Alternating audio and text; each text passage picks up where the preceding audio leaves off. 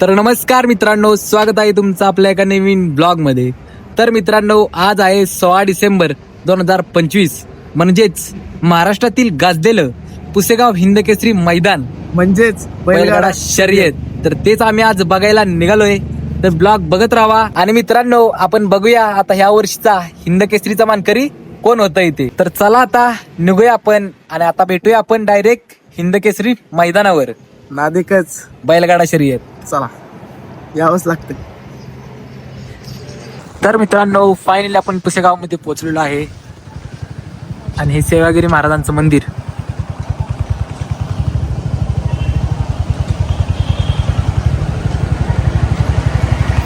आता इथून गर्दी बघा फक्त, मेन हायवेलाच बघा कसलं ट्रॅफिक आहे। येणाऱ्या जाणाऱ्या सगळ्या गाड्या तिकडच चालल्या बघा, काय गाड्या तर चालल्या दिवस।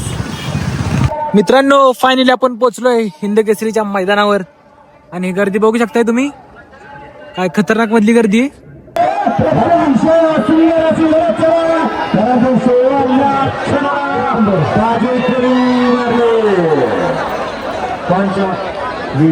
व्हिडिओवर समजेल कोण जिंकलं ते। तिसऱ्याचा करून गेला निकाली पंच कॅमेराचा आधार घेऊन सिमी 9चा निकाल देत आहे।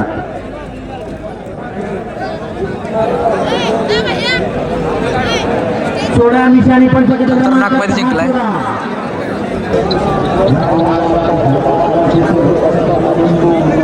एवढं सगळ्यांचं लक्ष फक्त स्क्रीनवर आहे, कारण की इथं गर्दीच एवढी आहे, इथं काय दिसत नाही।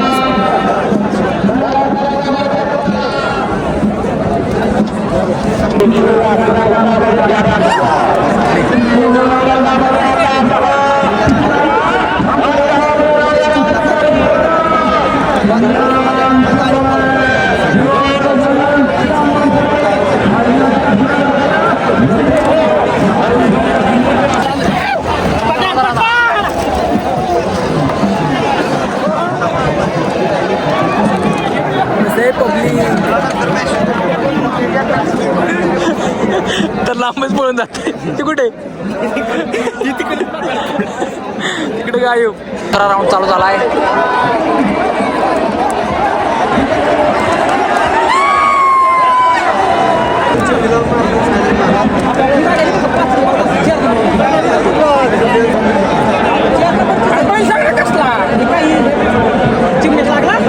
आली काय लागली 50-54 लागलाय, 50-54 लागलाय, 50-54 जिंदाबाद। ह्यो राऊंड बघा, यात बघा मथुर पहिले।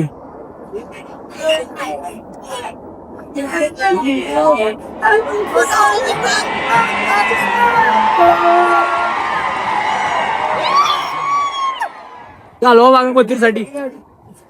मित्रांनो, मथुर जिंकलाय तर बघा केवढी गर्दी हल्ली सगळी।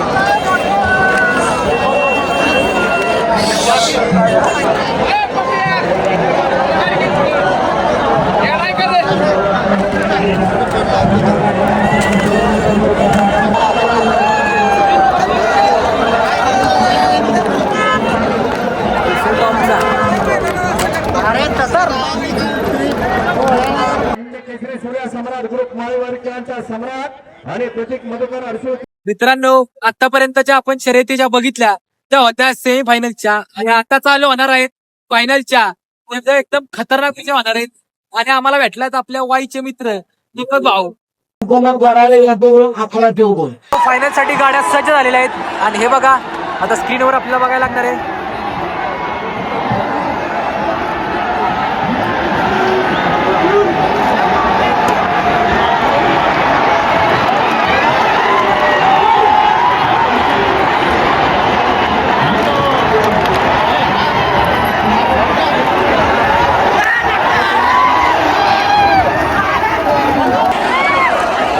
काय समजलं आता स्क्रीनवर सगळं समजेल, थांबा।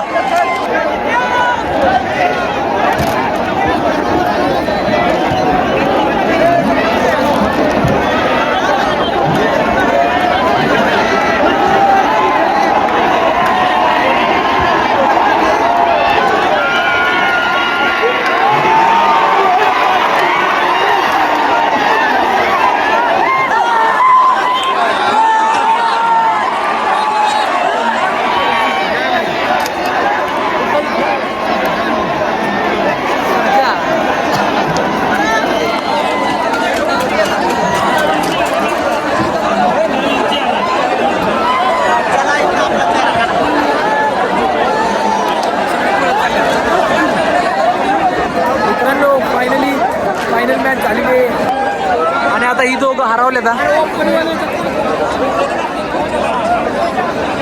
सापडली कोण जिंकलं कळलं का सचिन सगळे गर्दी हल्ली बघा आता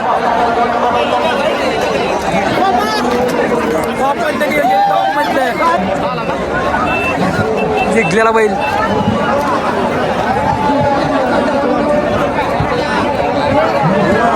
कुठला जिंकला ते तुम्हाला सांगतो थांबा जरा एक मिनिट. तर मित्रांनो फायनलची मॅच एवढी खतरनाक झाली ना आणि जिंकला 1 नंबरचा मानकरी सचिन आणि 2 नंबरचा आहे सरजा. मथुर किती 4 नंबरला मथुर गेलाय. हारजीत आहे खेळ आहे शर्यत आहे म्हटलं होतं तेवढं नाही मग तर 1 नंबर भाऊ माझ्यासाठी 4 नंबर असेल माझ्यासाठी 1 नंबर. खऱ्यामध्ये 4 नंबर त्याचा आहे पण पोरांच्या हृदयात तर 1 नंबर आहे. काय विषय नाही.